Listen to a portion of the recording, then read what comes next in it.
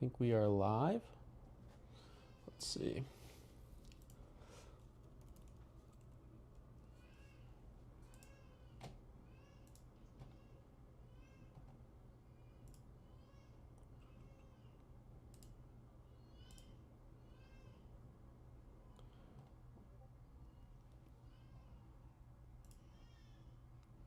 Nice.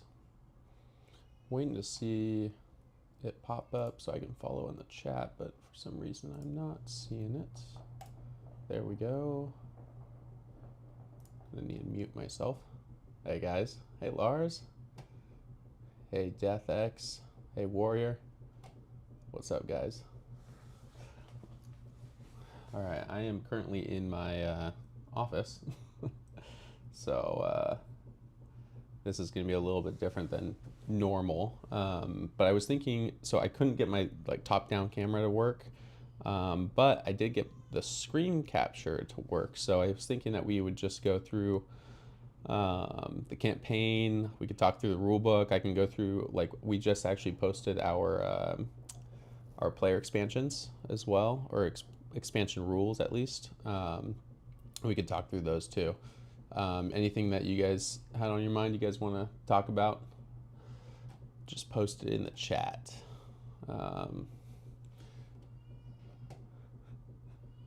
That's a lot of research back there, says Warrior. Nice office, thank you. I actually had to clean it because it was pretty messy. I mean, I spent so many hours in here just prepping for the campaign, so it just has been a mess, and it's a good reason to clean it up a little bit.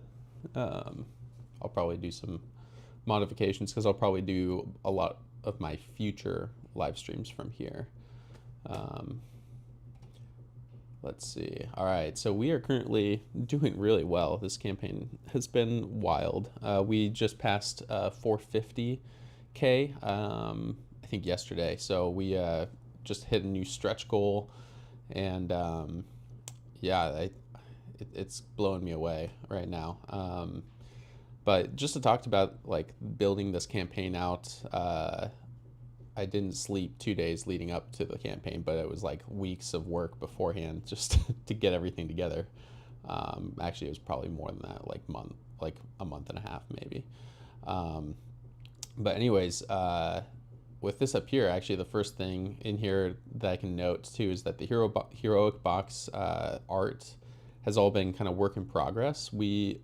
So Corey has been working on this for the last month and a half for the new cover for that bigger box. He lived actually over in North Carolina, so his family wasn't directly hit by the hurricane, but they were out with power for weeks on end and all that. So we were gonna have the cover for the launch date, but just because of all that chaoticness, we decided to go on let him figure out life with all these fallen trees and power outages and taking care of the family. So that was good. But we're excited to see. I think he's on track to finish that cover by the end of the campaign. So I'll probably be posting some fully rendered kind of box pretty soon, and probably posting that in an update, maybe doing a focus on Corey as well, just the art development of this game, because that's been one of the biggest parts of Sea Beast is just developing the art and what this world looks like, which has been a ton of fun. Probably the most fun, because every time that Corey would send me a new sketch or a new finished piece, he would include something on the character or with the beast, and I was I gotta change the mechanics because this is way too cool, and we're missing out on some cool stuff. So one of those examples is actually the hammerhead shark, which if I jump down, this is getting ahead of things, but if I go to this section, so the Storm's hammer is what we're calling him, but he sent me a version with the electric eyes, and then one without.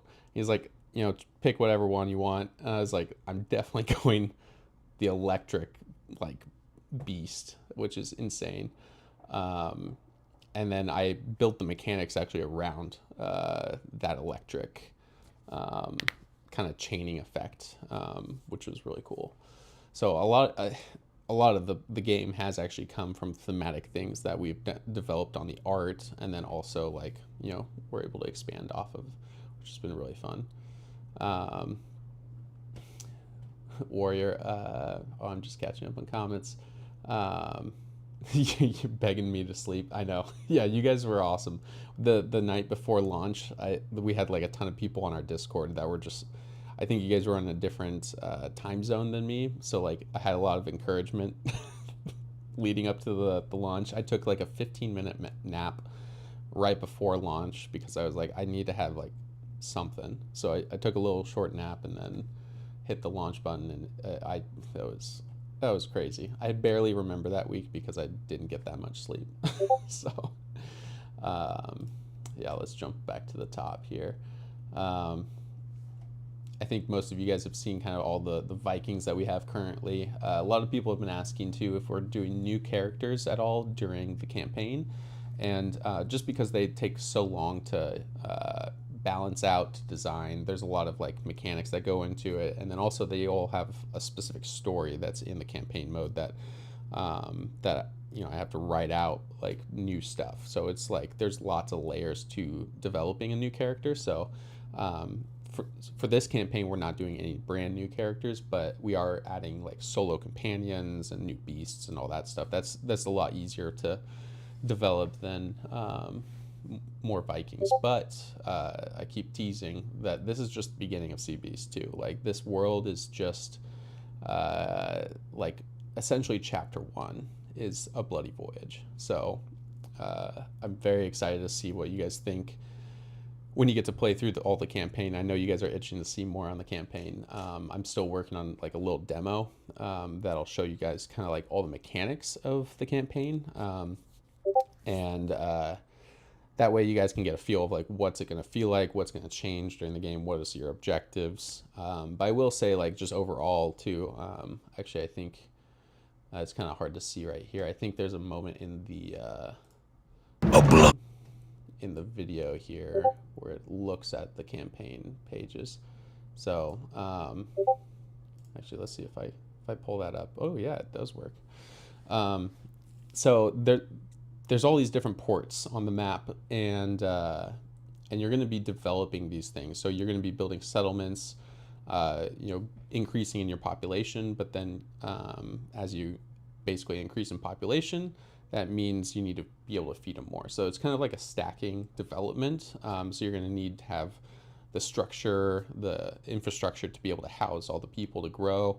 Every time you do a new structure or you gain more people in your ports, then their fighting power kind of goes up. So there's going to be events during the campaign that will cause devastations. And you'll have to have a certain level of strength to be able to withhold those, whether they be storms or anything else. If I flip over yet to this other side, this is kind of showing that strength level. So there's going to be this bar of like strength, and it's kind of fuzzy on this, but you're going to be building out those dials. So one way to finish the campaign is to level up all of your ports to where they're full strength. And the way you could fail the campaign is if you have, if you fill out 5 starvations, that's, oh man, here we go. Let me see if I can pause it there. So if you kind of see my cursor on there, if you get 5 starvations, and that could be at any of your ports, you lose the campaign. Or if you get 4 devastations, so that's like your structures fail and you need to rebuild them. That if you get 4 of those, that's also a failed campaign. And likewise too, if you let the same port starve 3 times, that also triggers endgame. Or the same port has 2 devastations, then or destructions. I keep saying devastations, destructions. If you have 2 destructions on a port, then that also triggers endgame. Hey, Andrew Smith. Hey, Quack Pack. Nice. Lars is excited for the new info. Let's see. Yeah, every chapter or every character gets its own story in the campaign. Yeah, absolutely.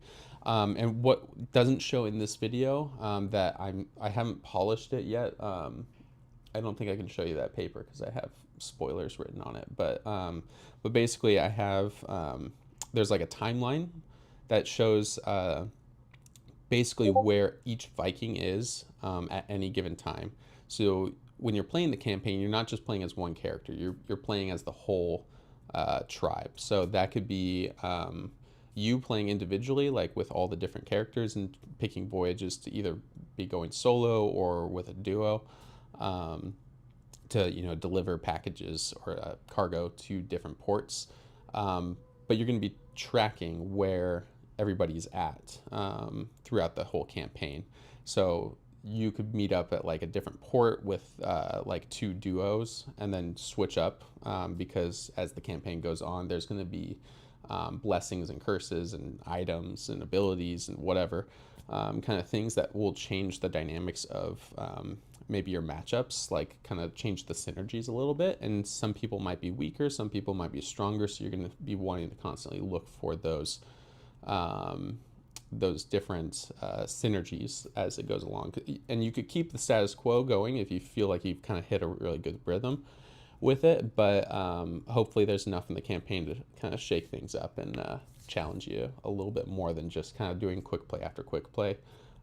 It'll be more of like, okay, I need to strategize where, like, what absolutely needs me to deliver now. So that's kind of what I'm going with the campaign. And again, I'm going to post hopefully a rule set before the end of the campaign, but for sure going to give some like close-ups on like what the Song of Scalds cards are. We have a couple of those that I've kind of finished formatting wise, but I'm still dialing in the formatting a little bit. But I have the whole thing kind of mapped out right now. So it's like once I get the formats, I can just start piling them all in. Spoiler, no spoiling, says Warrior.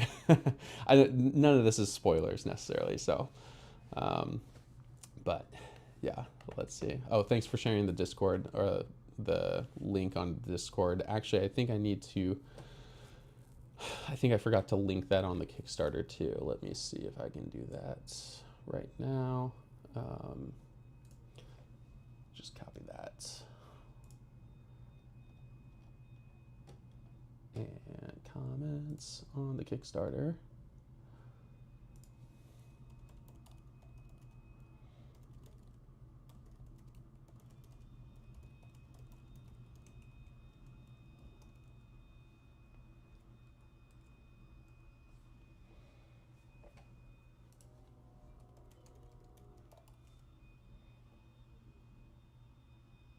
All right. For a second, I started typing it into a different comment section on the Kickstarter. Could you imagine how funny that would be if I like posted on another campaign like, hey, we're live right now. We're streaming on YouTube. Come over to CB's. Probably wouldn't get a whole lot of likes. I don't know. All right. Anyways, do you guys have any questions on the campaign or something? Just toss them in there. Let's see. Oh, maybe I should do an add everyone. Is that what I should do on the Discord? Yeah. Yeah, everyone.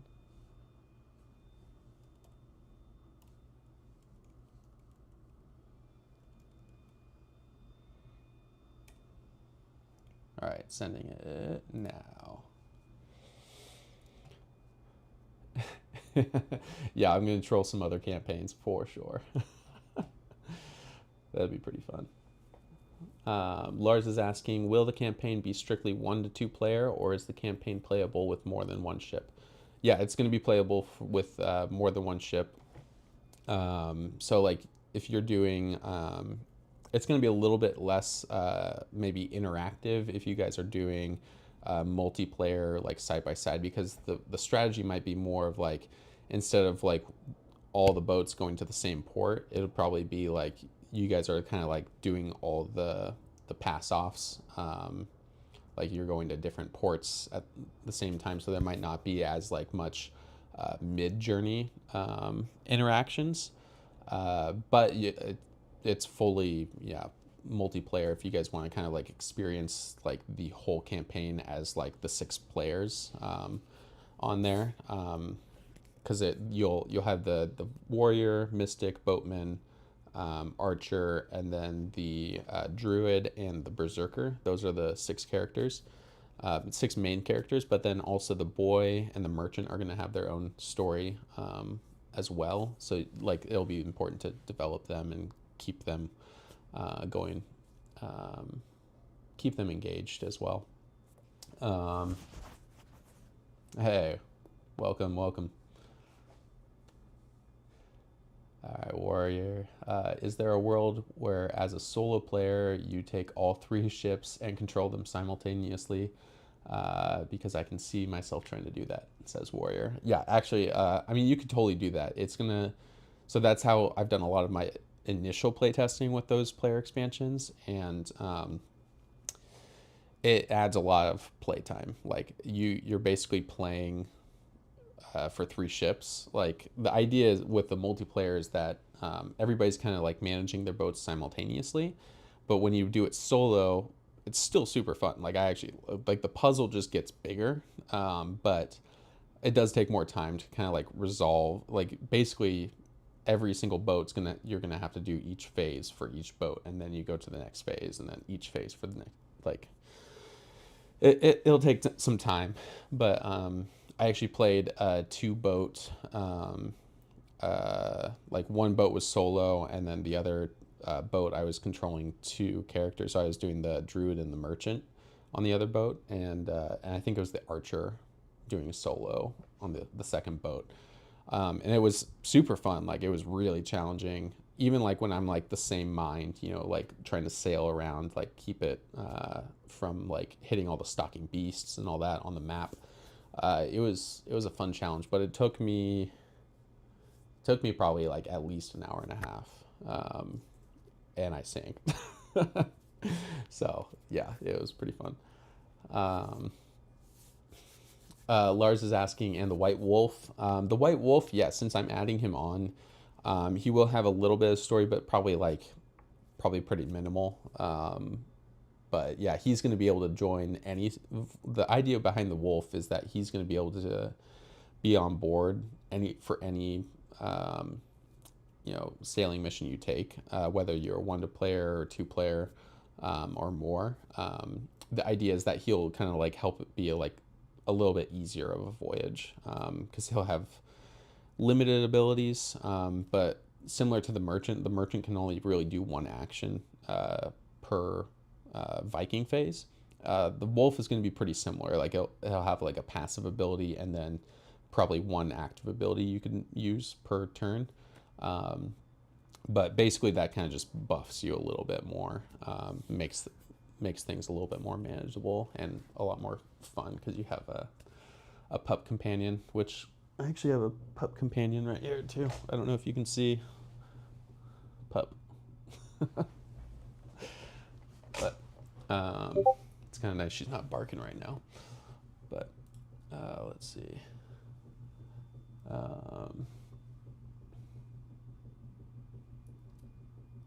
Oh yeah, Death Cheater saying that you could see that being possible.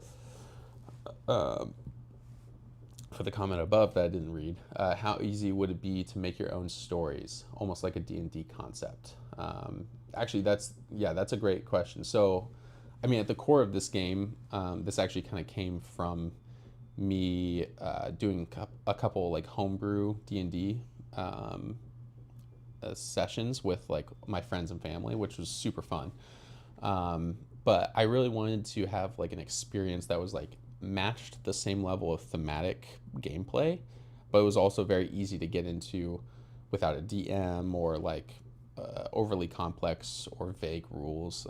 But basically that kind of just drove Sea Beast into kind of like the game it is right now. But kind of at its core, it plays similar to D&D in the sense of like you're doing, roll to hit, you're battling monsters constantly. So I feel like it would be, I mean, if you want to write your own stories for it, it should be pretty easy, like to to kind of add your own content and flair to it.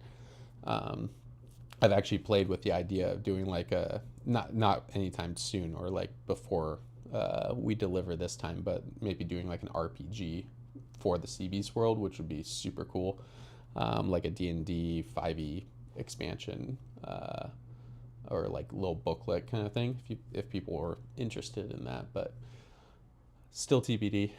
Um, let's see. Um, Warrior Wolf. I was expecting more of a challenge and more time, but it could be a fun way to mix up the campaign. I think you're talking about the multi-boat management. Yeah, totally. You could totally run two boats kind of simultaneously. Yeah, totally. It's definitely flexible like that. Um, Brent's asking, do the draggers have a special place in the campaign? Yes, they do. I have, as soon as I started putting them in there, they like it was so easy. I kind of want to tell you guys, but I kind of don't want to. I won't. I won't do it. Um, let's see. Orange Crush is asking, is there a reason you guys didn't go with a larger boat with, say, upper and lower decks? Well, part of it was the reason we didn't is, solely because I know they had lower decks in the Viking, their typical Nars or long ships, but there wasn't a whole lot of mechanics that made sense, at least initially, that made sense to like justify like maybe like a second layer of like storage or something. Yeah, not really a whole, not really a big reason other than just kind of maybe the lack of knowing what would be thematically fun about it without like overcomplicating things. Not to say that that's kind of like out for the future, but because in Sea Beast, A Bloody Voyage, all of your ships are merchant ships. I think I mentioned on one of the other streams kind of like some of the story behind it, but the lead up story to Sea Beast is that all of these, well, basically the Vikings have raided all the known lands. Actually, the map that's kind of up here showing that all these lands are what they dominate now. And because they overrated it, they didn't necessarily know how to tend the fields and create the wealth and prosperity there. So they sent all of their greatest warriors out beyond the fog, which is kind of out of the bounds of the known map that they have here. But to find new lands to raid and to find prosperity and treasures and all that stuff. But those warriors that sent out, they never returned. So years passed and famine was looming over the people. And so the merchants had to team up to make trade routes so that they could start, surviving on their own and in a new way. So that kind of led us to where CB starts, because once they had all those trade routes established, then these sea monsters emerged and started, sinking all their ships. And then that's when they made a cry out to the last of the warrior folk that were still around, kind of the last forgotten ones, to help out. So, but basically all those warriors that set out before, they took all the warships. So there's no more warships and you're just left with the merchants. Lars is asking, what impact will it have to the campaign if the boat sinks? What happens to the characters? So with the sinking, the biggest like downside of the boat sinking is that you're not delivering to those ports. However, there is also a thematic sense that there's going to be like a finite amount of boats as well. So there's actually going to be another tracker similar to the starvations and destructions of like how many merchant ships you have left too. So that's like another potential endgame thing that isn't showing on this page right here. Vise is saying this setting gives me lots of How to Train a Dragon vibes. Just no taming of Sea Beast, unfortunately. Yeah, no. These things are just evil, chaotic beasts. Yeah. But I love my boys love that movie. It's so much fun. I think they're doing a live action movie here pretty soon too, which is pretty cool. Um, let's see. Let's jump back over here to the campaign. Oh yeah. Part of this, I'm sure you guys have all seen this, but this is kind of that call to the story I was just talking about. But let's see if there's anything interesting that we could talk about here. Oh yeah, we are doing a German and French version of the game right off the bat. We do have actually some pretty exciting things in the works right now with some potential partners. We're kind of going through some deals right now, but we could be seeing a lot more languages coming pretty soon. Another thing too is like I don't plan on this being in retail as of right now, like in traditional retail. But if some of these partnerships work out, then there's a potential that we could do a retail version of the game, which is pretty exciting. Let's see. Urban Actions is asking, will a new page of stretch goals potential offer new playable Vikings? Oh, actually, so I just talked about that at the beginning of the stream. So we aren't going to do like full-on new characters in this campaign just because of the development time that it takes to do all those, because one, it's like coming up with all of the new abilities, balancing it, testing it, and then also writing all the additional story. So that the two additional Vikings that we're putting into the game are the Druid and the Berserker, and we didn't want to make them stretch goals because we were just like, we want to toss them in right away. Yeah, that's but I mean, we will be doing other solo companions, and so I mean, you'll see more Vikings, but just not playable characters to the same extent as like the main ones. You can still take them along voyages and all that fun stuff. But going back to the retail stuff, so if we do go to retail, which would be amazing, so cool. There will be some differences from what we're offering on the Kickstarter and what will be, in retail, probably just because we're trying to reduce costs for retailers to be able to sell it at like the same price that's right here. So that's all TBD, and I don't know. It still could potentially not happen too. So we'll see. Let's see. Warrior Wolf. When it comes to the lines that signify your route and cause you to draw stalking beasts, do they go away once you reach port, or do they stay? So once, I'm assuming you're saying like your destination port at the end.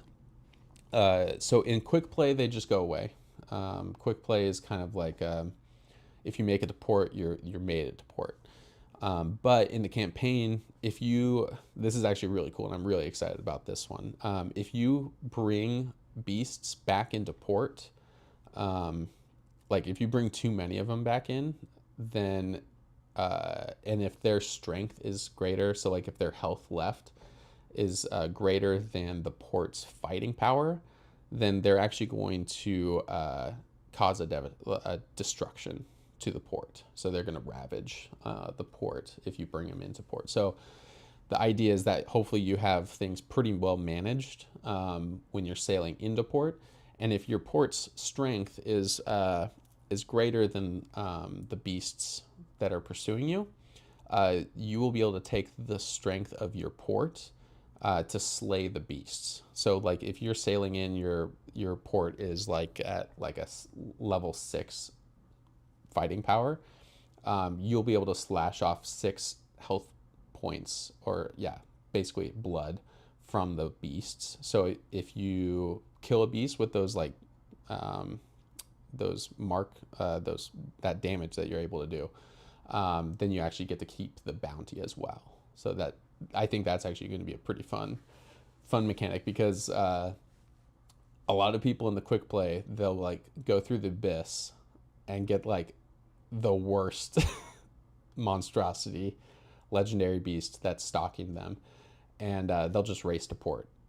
And if you do that in the campaign, then you could risk destroying your port, unless you knew like, hey, like they're actually going to help us, like if we sail into port, they're going to shoot this thing down, so like let's do it. But it'll give that little extra level of strategy there. Let's see. If you guys have more questions, just keep popping them in the chat. I'll just keep rolling through here.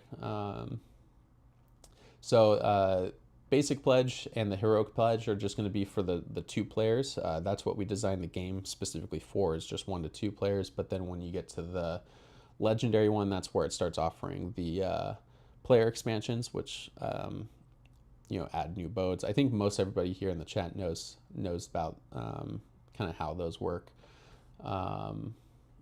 just with adding new boats, and there being basically a limit of 2 Vikings per boat as you set sail. Also, we do have these awesome trays from Black Magic designing. So like Bryce, the guy who designed the trays, actually also did the minis too. So he used to work over at Game Trays, and he's done stuff for like if you ever played Parks, like he did like the Parks trays, and he's done a lot of like stuff for Ivy Studios and like other like really amazing games that I look up to. So it was a huge honor that he was up for doing all of the minis and the trays for this game. I think when he heard that Corey Godby was doing the art, he was like, I gotta design these trays, because he like already knew of Corey Godby beforehand, because Corey's been all over the place with his art, and so I kind of got a dream team right here for some of these things. But basically what I have showing here is just like the gameplay tray.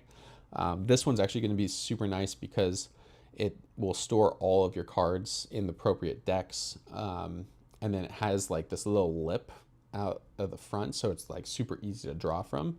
But you can actually see these like little wells right in here too that we're going to fit the new dice that are they're a lot bigger, so they're 20 millimeters by 20 millimeter. They're chunky, so there's going to be like a specific place for like your shallow dice right by the shallow. Your deep dice can be stored with the deep deck, and then same thing with the abyss and the fog die. And then we have like a little well for all the blood and extra water, and then also you can keep your boat speed tracker like preloaded, because it's kind of annoying like when you're like getting all set up ready to play, and then you're like setting on the little waters onto the tracker. It would just be nice to pull it out of the game box and just play. So that's the idea behind this gameplay tray, is to kind of optimize that like startup to play, because you're basically just pulling this tray out, you set your boat down, your map down, choose your Vikings, and then load the boat with your shields and crates, and then you set sail. It's pretty quick. So I'm excited for this tray, but there's also going to be like a big base tray that stores all the minis, all the cards, and then there's going to be some extra resource trays too. The ones he has designed right now are pretty just standard, like they're not quite like these like stock game trays, but like it has like extra wells, so we might dial that in a little bit more. And then my hope is that he didn't put this texture in there yet, but I'm hoping that I can get the lids. This is still TBD. I'm hoping I can get the lids kind of like a nice like water ripple kind of thing effect. I think that would just be so cool. So that's kind of a thing about the trays. Let's see, I got some questions here. Warriors asking what happens after that. I'm assuming probably the going back to the port question with Beast coming in. Or wait, if your route lines stay, do you have to manage that throughout the campaign? Oh, so okay. After the voyage is done, then you're going to erase your path that you've drawn out. That'll reset every time. Andrew's saying, is there foam cutouts for the minis? It's not going to be foam cutouts. It's going to be a fully fitted tray for them. So they're all going to have like a really nice place to sit in the box. Hey, Steve. Saw that Steve from Co-op Guild just joined us. Quick setup is nice touch. Yes, I fully agree. I'm actually kind of like I wanted to figure out if I could like 3D print this tray just for the ease of like play testing and all that. But it's a little bit bigger than my 3D printing bed. So that was kind of a bummer, but yeah. Yeah, okay, yeah. I'm not that evil. I'm glad you see it that way. With leaving all the trails on the map, that would be you would just hit stalking beasts every single time if that was the case, because you're gonna have lines going from every single port all over the place. The idea with the campaign is that like if you don't level up all your ports, you're trying to at least survive for 2 years, and the Vikings typically saw each year with like 2 seasons. So like basically you're going to go through 4 seasons. That's how I have it balanced right now. Brent is asking, will the minis be sun dropped all the same color or different colors?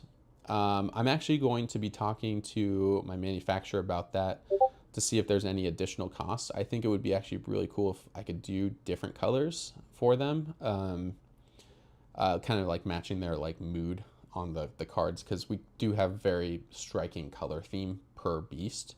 So my hope is that I can do colored, but maybe just assume that they're all going to be standard, standard painted sun drop style. There's also been some other sun dropped ones that are kind of like they go towards more of the tan kind of color too, but definitely going to try and go more towards like the deeper blue or like purple kind of color theme if we have to do a standard one color. I don't think it's going to be a huge price change, so we'll be TBD on that too. But when I'm in that conversation too, I'll probably send it out to all you guys too to see what the samples look like. Warrior Wolf says, I'm interested in the upgrades you've mentioned for the characters and the ship. Is that something you can talk about, or is that spoilery? I don't think it's, I mean, I probably won't talk like specifics because there's going to be like branching kind of decisions that you'll make during the campaign that will like decide of like, are you going to get this ability or that ability kind of thing. There's going to be little tweaks on them. But I'm trying to think of like stuff for like upgrading ships. I mean, so I've posted some items that kind of like boost the ship with the new player expansion rules. Actually, I could probably jump over to that too. Let's see if I go over here. So I have the rule book up. If I just scroll all the way to the bottom here. So this is our rule set for the player expansions. It's still pretty preliminary, but we have some starting items that we've shown off here. And the iconography it's still TBD too. I just put this together in the last week or so, just so I could publish it and share it with you guys. But there's going to be things that you can take along the way that are going to help you on the voyage. So we have a towing rope that's specific to multi boats sailing at the same time. But oars are definitely going to be something that you'll see popping up in the campaign that you can use. That kind of gives you a little extra speed boost if you're using a move action to kind of work the oars. There is going to be an extra shield that you could keep, like a spare shield that you can bring along with you. And then there's going to be rune of blessings. and those will have, I just showed two here, but there's a lot of other types out there. So yeah, that's I think that's kind of what I could share right now without being spoilery. But there will be things where you get a card for a character that's going to be like a new Blood Rage action or new Sweat action with new specifics on kind of adjacent type actions. So, Lars is asking how big are the beast cards? They're actually, we supersized them from normal card sizes. We have, they're going to be 80 millimeters by 120. So they're pretty big compared to like regular cards. I don't know if I have maybe regular card sizes. I have like a Moonraker's Moon Rollers. I don't know. It's a standard card size, so you can kind of see that size difference from a regular card. So yeah. Let's see what else we got. Saying that's a basic FAQ 101. It's all good. Ooh, so I did actually get some new, I got some new prototype pieces from my manufacturer today. And I'm so bummed my top-down camera doesn't work, but I can kind of show you guys. But I got all the chunky dice. Let's see if I can see. So I got, I can kind of see it. Let me actually switch the camera here so you guys can see it a little bit bigger. So we got lots of these bigger dice. And then also they have glitter in them too, which kind of gives that like bubble effect of like when you see the light coming through the water and then you see them glistening in that light. I don't know if you guys can see the glitter on there, but they are looking very good. So we had like basically all of our reviewers and other people were using different dice that, again, it was a cool effect. I can show you. They would do this like split white kind of thing, which it's cool. Very, very cool effect, but kind of hard to read right there. So much better on like this. So that's the difference of, especially when you would roll all of the white ones and they would be like white face up. You're like, I don't know which one to grab immediately. Like, I mean, you could look around it, but I just wanted it to be so obvious on the table. So these are looking really good. I'm going to be using those when I do a play through again. I'll probably do something on Monday, probably here at my desk if I can get that top down working. But yeah, these are looking really nice. And then I'm even more excited about these submerged tokens. Let me show you. Again, I got some updated ones from what we've been using. And these are kind of like, I don't know if you'll get the same effect as I get in person, but they look like candy. Like they look, they look awesome. And they're a little bit translucent too. And then they have this like swirl effect in them. I don't know if you guys could see that. But this looks awesome to me. I think that, and they match, the purpose is to match the shallow dice too. They're getting pretty close. I'm probably going to up the white swirls in this one a little bit more, but, and Daniel's asking, can you paint the symbol on the back side as well? Yeah, we definitely are. I just did that on this prototype just to kind of see, I didn't know how like transparent they would be. And so with this being kind of this cool swirl effect, I'll definitely want to have it printed both sides. So yeah, definitely. But yeah, these are looking good. And then also the anchor token is kind of the same deal too. Like it looks so good.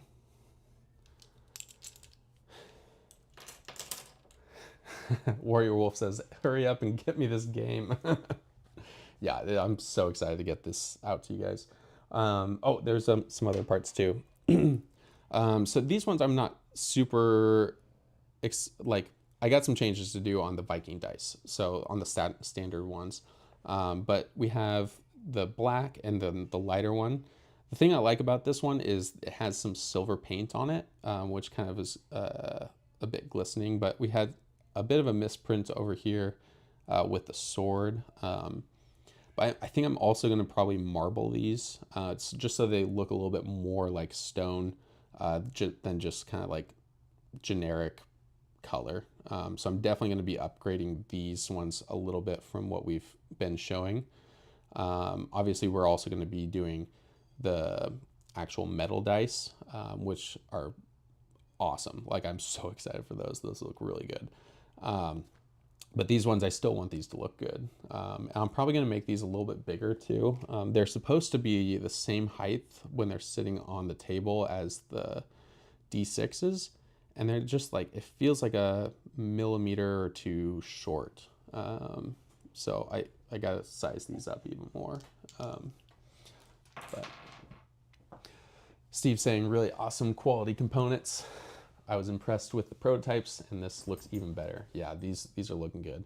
And Steve, I think I had you with chipboard mostly too, because we have, if you don't do the acrylic tokens for the submerged tokens, it will be chipboard. But even the chipboard, I feel like is like I like the chipboard design myself. These are actually old ones. They're kind of like bland, but there's some that I did, again, I don't see them around me, but they're a lot more vibrant. Basically the ones that are like pictured in the campaign page.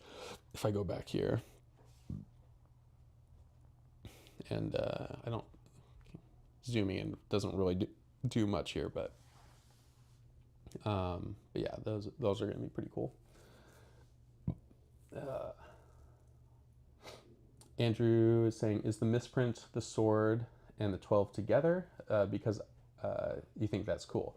No, I still want that part's not a misprint. There's like basically the sword icon itself. If I go back to, let's see if I show the right side. Gosh, it's like mirrored for me. Normally there should be like a little dot for like the hilt on it, and then also it should be like fully filled out on the sword part, but it looks like some of that paint like worn off during their prints. So like it's not a huge deal, but with the prototype stuff, but I'm gonna get that dialed in for the final version. Oh yeah, cute dog. Yes. she is a goof, total goof. We actually just got her this year. This year has been crazy for us as a family too. So we like got a dog, found out we were pregnant, had a baby in October, and then I launched in October, and it's been crazy, like crazier. So, oh man, let's see. Is there anything else? Let me kind of go through. If you guys have more questions, just pop them in the chat. We might wrap up here and do a little bit of an earlier day. But let's see. Some awesome art from Corey. Man, I can't wait to see like his art on some of the new unlocks that we had. Actually, let's just go look at our stretch goals, because this is awesome. Man, the anglerfish. This is one I've wanted to have in the game for a long time, and I just never got around to like putting it in. And I'm very excited that you guys suggested that. Actually, I think DeathX is in the chat right here, so that was amazing write-in. I loved it. Excited to bring in this lanterns event too. This is actually going to introduce lantern tokens, like little. They'll be cardboard likely, but there's going to be like a lit side and then an unlit side. So whenever you take water damage from that area, similar to your shields, it's going to flip your lantern to like turned off. And whenever you have a lantern off in that location, you have a disadvantage to attacking beasts that are in that spot around the boat. So when you're like running around the ship, you're also going to try and be relighting those lanterns to get your bonuses back up, which is going to be pretty cool. Warrior Wolf says, I want to see the telescope fish so bad. We'll put him in another poll. Maybe. We'll see. Maybe we should do another like preliminary like battleground vote in the Discord, and you guys can just like hash down like 10 ideas down to like the 3 again. Yeah. Let's see. I missed some questions. Make the D12 chunky. Oh yeah, we'll definitely do that, Lars. No worries. And then let's see. Vice is asking, how long have I been developing this? So I started the idea, or like I got the idea. Let's see. It might have been 2021. I'm already like blanking on years. I think it was 2021, like January 2021, because Parker, one of my friends, who's in my gaming group and he's actually one of the mods on our Discord too. He just saw this BGG contest for like a micro game design, where it was limited to 24 components and 9 cards. And I remember getting that, like reading through the rules of like this competition and like being like, it would be so cool if like one of those cards was a boat and then all the other cards were just beasts and they just swarmed the boat. And then you could use little cubes to like walk around your boat and like, and then all the components are just blood. So that was kind of like where Sea Beast was born. And then like as the theme like was just like kind of selling all the people in my gaming group, and like when I would share it with like retail shops, be like, hey, like I'm thinking about this game, they're like, that is cool, keep going with that one. Just because the theme was so cool. And then I just kept layering on top of that theme, trying to keep it still a simple game, but very thematic. So I think it's probably been 3 years now. Yeah, so it's been a while. Daniel's asking, or most important question, will I see the bloodthirsty demon otters in the next monster poll? That is an interesting idea. I've got it. So like when I'm picking beasts, I have to like at least have like an inkling of like how it's gonna work, and I can see how they could work. But man, that's so interesting. I would feel bad for Corey trying to make him not cute. We had a problem with like some of the sirens and the whales in the game because he made them look either too majestic or too beautiful or something like that. And it was like, no, we need to make these things look nasty. So let's see. Andrew's excited for the Mist Wraith and the jellyfish. Yeah, me too. It was so fun writing the flavor text for those recently. Oh, sorry, bub. Come here. Come on. Let's see. Anything else? Yeah. This giant axolotl. I could be saying that completely wrong, but that one's going to be interesting. I think that one's going to be actually the most challenging to figure out the right mechanics for. And then, yeah, we have the Siren Queen. So cool. Loch Ness Monster, which is this plesiosaur. The Draugrs. This one was cool because I texted Corey the night before Halloween, and he just sketched that for me in like a day. So that was pretty wild. The Fanged Walrus, that was actually one I also wanted to see in the game pretty early on, but never got around to putting in there. So I'm excited for that one.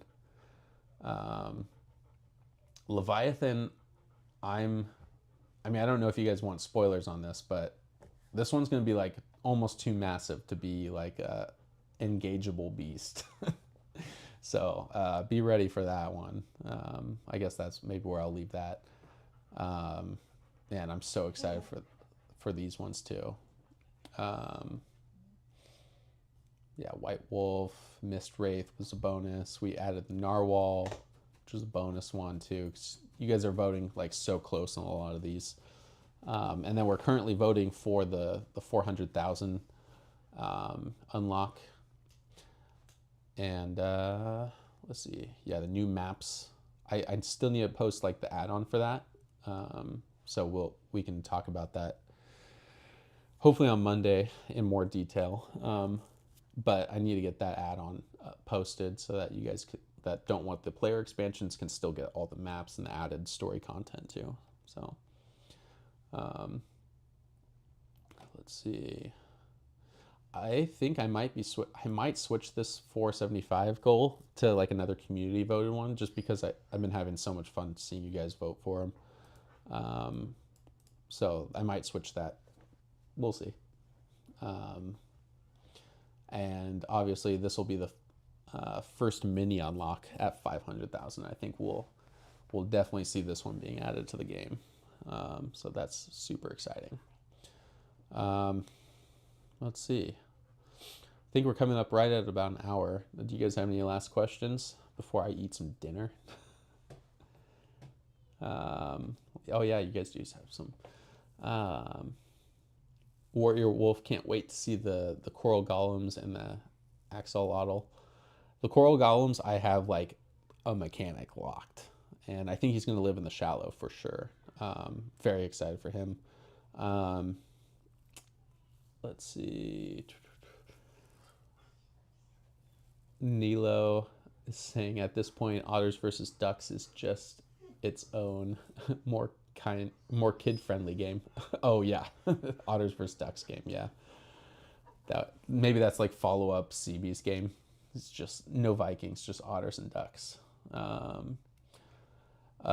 Vice is asking, how did you find your artist? That was a whole deal. That it took us a long time to find the right person. I think I reached out to like probably 50 or more artists, and I heard back from a handful of them, and then like really narrowed it down to like 3 artists that I really love.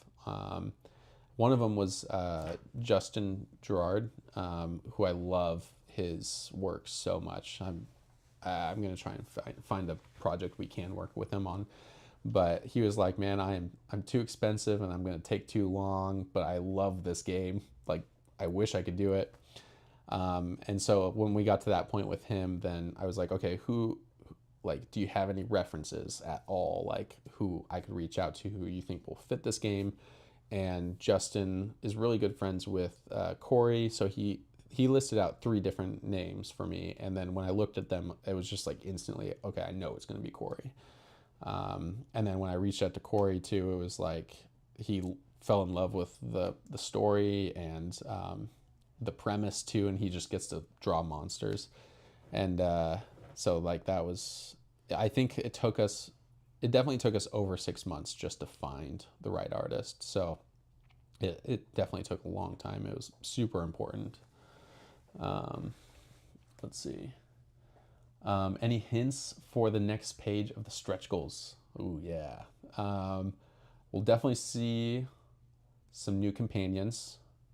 Obviously, we'll see more beasts, and I hope we see more minis. Hopefully. We'll see. All right, let's see.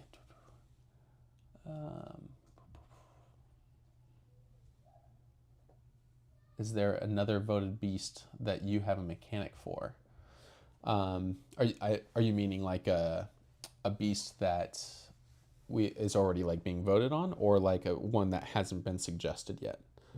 Probably yes to both of those, anyways, too. Let's see, Bryce Guard. Will there be a mechanic to adjust game difficulty if your group wants to play an easier or harder level? Yes. So there's different ports and different like voyage lengths. Anytime you're going to port 6, it's going to be harder because you're going to hit multiple abyss levels. I've tried to avoid it for streams just because I want to be able to show you guys the game and not just sync.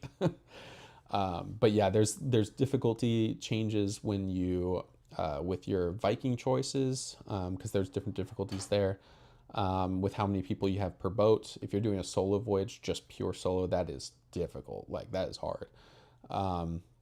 And then also if you want to dial it into easier mode, definitely the White Wolf is like a big companion for that. And then there's gonna hopefully some of the other solo companions we have unlocked will also serve for like a little bit of an modular difficulty level. So some of them will make it harder, some of them make it easier. So yeah, definitely some. It's not even like I'm trying to avoid just like straight like difficulty, like this is hard mode, this is easy mode, but kind of like there's a lot of variables that will make things more difficult, and then also a lot of variables that make it easier too. Hey, Caesar's joining. Hey, Parker's joining. You guys are joining right when I'm about to go eat dinner. So, but I like these hangouts. This is pretty casual and easy. So hopefully, like I can do this maybe again like mid next week before we hit Thanksgiving or something. That would be pretty fun. So, let's see if any final questions. Thank you, Daniel, saying the art is really amazing. I think the art of the game is so insanely beautiful. I wouldn't love the project as much if it weren't for the artwork. Yeah, I agree. I don't think I would love it as much without the artwork too. Yeah, Corey's just insanely talented. Um, let's see. Co-op Guild. What was the hardest part when launching your first game? Oh yeah. So we actually did a first campaign on GameFound, and that was, um, I mean, each one was like so much work. Like just to put together a page, you would never like think about it. Like when with making a page like this, like I would look at that not knowing and be like, oh, it's so easy. You just slap things together. But these files are massive, and it's like pulling assets from everywhere. It's just like it takes tons of time, like just to put together a page like this. So I have a lot of respect for all the campaigns that I back now too, like even the ones I don't back. I mean, just building a campaign in itself is a lot of work, and then also just managing it too, like keeping up with all the comments. This is the hardest I've worked in my life, and I'm trying to work harder to keep up. But with that first campaign too, we definitely didn't do any marketing at all. It was kind of just word of mouth, and there was like natural traffic we had on GameFound, which was like it was really good. Like we got lots of followers and just naturally over there. But when we launched, we didn't really make a ton of conversions just because people didn't know it as much. We also sent the game out to a lot of reviewers or were trying to as well, but then for various reasons that some people got sick or like whatever, we had a lot of delays on like content release, and we were kind of banking on that to be like the get the word out there kind of thing. So it just really didn't. It wasn't getting the attention that I thought it deserved with how much work had gone into like all the artwork and all that, and all the gameplay.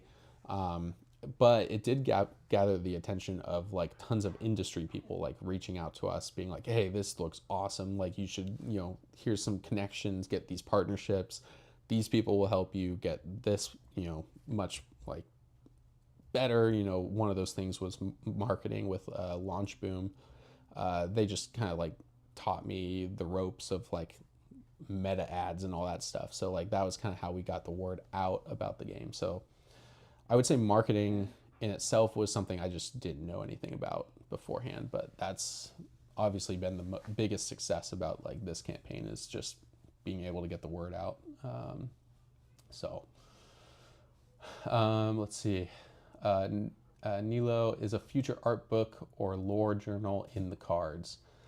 Yeah, but probably not for this campaign. I want to focus fully on just getting the game dialed in. But as I said at the beginning of the stream, think of A Bloody Voyage as chapter 1 in Sea Beasts, and there's gonna be a lot more coming, especially after this launch. This is like amazing. So we'll keep building the world and the art, and I think it would definitely justify like a art book at some point. Let's see. Warrior Wolf, are you still looking for suggestions for the name of the druid skills, as I've seen a few offered, but you haven't commented on any of them? Yeah, I'm still thinking through it. Yeah, I love all the suggestions. Keep them coming too. If you guys have more ideas on that, I think that was last week's stream. If you guys wanted to see the druid being played, um, I'm still trying to like think like I keep calling it study, like her like study ability, but study is kind of like it's like another it's like a stale word. Kind of like I wanted something a little bit more flavorful. So yeah, if you guys have some ideas about that, just keep them coming. Let's see. Uh, can we expect any new playthroughs soon? Other reviewers? Yeah, so I'm gonna hopefully be posting some playthroughs. Hopefully, I'll do another one on Monday. As for other reviewers, I'm trying to think. I I was expecting. I think Ruel should have one coming out at some point. I haven't looked to see if he's released it yet. Um, but aside from him, I think what I'm going to be mostly focusing on now is like when we get our production copies in, I'm going to be sending out like a second wave to a ton of different influencers. So I think we have, I know Quackalope was wanting to do another playthrough. They did one for like our last campaign, but it didn't come out until later because we told them we were going to cancel. Um, but I definitely want him to kind of showcase some of the campaign stuff when we have our final copy together. And then I was going to be sending one to Foster the Meeple, but just with how much time it takes to ship to Canada, I'm going to probably wait until I get a production copy to them as well. The brothers Murph was also interested, I think, in reviewing it. So all these are probably going to be scattered out once we start like fulfilling. Oh, dogs howling at me. But yeah, there's going to be those are just a handful of them. I think I'm going to try and get out to some other ones like Legion of Games. So yeah, hopefully we get to see a lot more gameplay from other folks too. Let's see. Uh, yeah, Divinity, Divining. I like those. I think that I have some plans for those. So we'll see. We'll see. Ooh, Instinct. Like you grow an instinct. That makes sense. Yeah, I like that. Um, yeah, these are all great. Man, I love doing this. This is fun doing the live streams like this because I can actually like read the comments. I can like have something to share up here. So I'll definitely be doing this kind of thing more. I'll probably do some more updates just like this as well. But yeah, thank you guys for hanging out for the last hour. And if you missed like the beginning of it, you guys will be able to jump back and see maybe what you missed. But yeah, there's plenty more to talk through. So I guess upcoming next week, we'll dive deeper into player expansions, and then we'll see if I can get some assets fully ready for the campaign demo as well. I don't know if I'd get to the demo itself, but we can at least start talking about it more too. Um, but yeah, you guys are awesome. I will, yeah, see you guys next time. Have a great weekend. Yeah.